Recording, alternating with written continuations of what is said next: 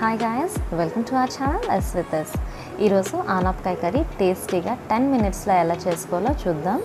Maximum ఆనపకాయ curry అంటే ఎవరికి నచ్చదు, బట్ నేను చేసినట్టుగా మీరు ఒక్కసారి ట్రై చేయండి, చాలా బాగా వస్తుంది. ఈ కర్రీ చపాతీస్తోనే బాగుంటుంది, రైస్తో కూడా బాగుంటుంది. ఫస్ట్ ఆఫ్ ఆల్ ఆనపకాయని ఇలా తొక్క తీసి పెట్టుకోవాలి. 2 ఆనియన్స్ని ఇలా చిన్న ముక్కలుగా కట్ చేసుకోవాలి.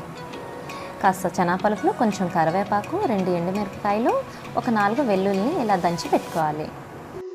ఆనపకాయని ఇలా కట్ చేసి ఈ మధ్యలో ఉన్న సీడ్స్ని కట్ చేసేసుకోవాలి. ఆనపకాయ బాగా లేతగా ఉంటే డైరెక్ట్గా ఇలా చిన్న చిన్న ముక్కలుగా కట్ చేసి పెట్టుకోవాలి. ఇప్పుడు స్టవ్ ఆన్ చేసి కడాయి పెట్టి కడాయి హీట్ ఎక్కాక శనగపలుకులు వేసి మీడియం ఫ్లేమ్లో ఫ్రై చేసుకోవాలి. అవి కాస్త వేగాక చల్లారబెట్టుకొని జార్లో వేసి మిక్సీ చేసుకొని ఇలా పొడి చేసి పక్కన పెట్టుకోవాలి.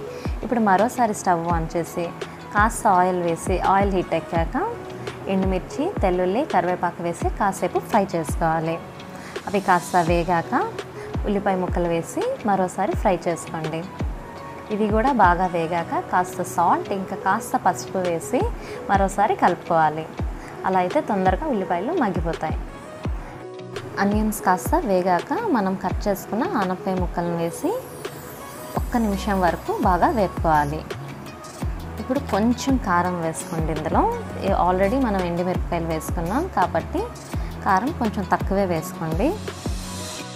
ఆనపకాయలు కాస్త మగ్గాక ఇందులో పల్లీల పొడి 3 స్పూన్లు వేసుకోండి. మీకు పల్లీల పొడి నచ్చకపోతే ఇక్కడ నువ్వుల పొడి కూడా వాడుకోవచ్చు. అంటే నువ్వులు వేపాక అది గ్రైండ్ చేసి ఆ పొడి కూడా వేసుకోవచ్చు. ఒకసారి అంతా కలిపి ఫైనల్గా మీకు సరిపడే సాల్ట్ వేసి కలుపుకొని మూత పెట్టుకోండి.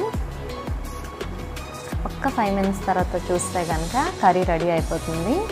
ఆయిల్ ఇలా చుట్టూ తేలుతుంది. ఇందులో నేను ఎక్కువ ఆయిల్ కూడా వేసుకోలేదు, 2 టీ స్పూన్స్ ఆయిలే వేసుకున్నాను. చాలా తక్కువ ఆయిల్ పడుతుందండి కర్రీకి.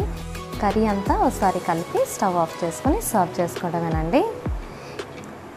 ఇలా సింపుల్గా రైస్, రసం, చప్పటి పప్పు, ఆనపకాయ కర్రీ, మ్యాంగోస్ ఉంటే మ్యాంగోస్ పెట్టి ఒక హెల్దీ అయిన లంచ్ని మీరు సర్వ్ చేసుకోవచ్చు. Thank you for watching. Please like, share, subscribe and click the bell icon.